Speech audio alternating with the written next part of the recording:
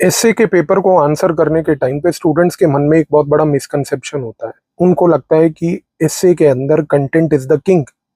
यहाँ पर प्रॉब्लम क्या होती है कि लोग एसए के लिए एग्जाम्पल्स, डेटा, कोटेशंस इनको बैठकर रटते रहते हैं।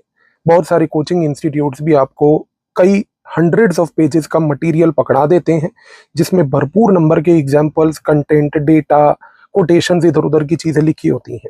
बच्चा उनको सिर्फ याद करता रहता है ये सोच के कि इनको अगर मैं एग्जाम में लिख दूंगा तो मेरे को एसए में मार्क्स मिल जाएंगे। प्रॉब्लम क्या होती है कि आप चाहे जितना मर्जी कंटेंट मेमोराइज कर लो, अगर आप उसको इफेक्टिवली स्ट्रक्चर नहीं कर पाओगे, अगर आप उसको एक नेचुरल फ्लो नहीं दे पाओगे, अगर आप उसको कोहेरेंटली प्रेजेंट नहीं कर पाओगे, अगर आप उस डेटा को, कोटेशंस को, एग्जाम्पल्स को इफेक्टिवली स्टिच नहीं कर पाओगे, तो आप कभी भी एसए में मार्क्स नहीं पा पाओगे। यही चीज की ट्रेनिंग मैं आपको एसए के कोर्स में दूंगा कि किस तरीके से जो भी कंटेंट आपका होता है उसको एक स्ट्रक्चरल फ्लो में लाके प्रेजेंट करना एग्जामिनर के सामने, क्योंकि एग्जामिनर आपको फ्लो पे, उसके एसए के पॉइंट्स के स्ट्रक्चर पे और किस तरीके से आप मेंटल कनेक्शंस डेवलप करते हो उसके ऊपर मार्क्स देगा। मैं आपको एक पीवाईक्यू का एग्जांपल देता हूँ।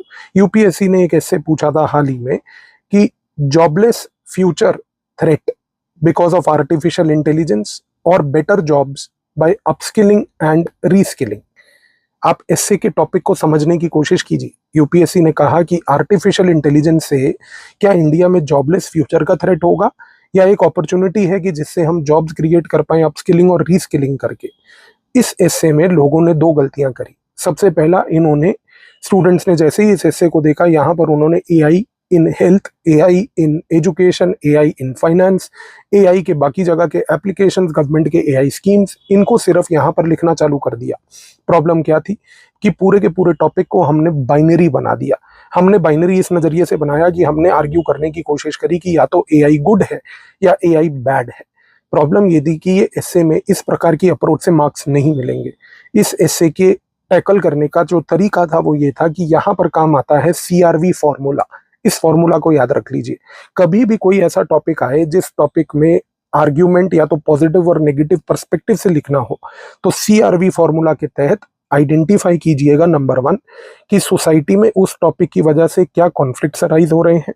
इस टॉपिक के कॉन्टेक्स्ट में अगर हम देखें तो यहाँ पर आपको एक्सप्लेन करना था कि एआई की वजह से अगर एक जगह पर बोला जा रहा है कि जॉब्स का थ्रेट है, दूसरी जगह पर बोला जा रहा है कि जॉब्स अपस्किल और रीस्किल करके हम ला सकते हैं, तो आप कॉन्फ्लिक्ट्स जो सोसाइटी में होंगे उनको पहली बात तो आइडेंटिफाई कीजिए। टेंशंस जो है सोसाइटी में उनको आइडेंटिफाई कीजिए।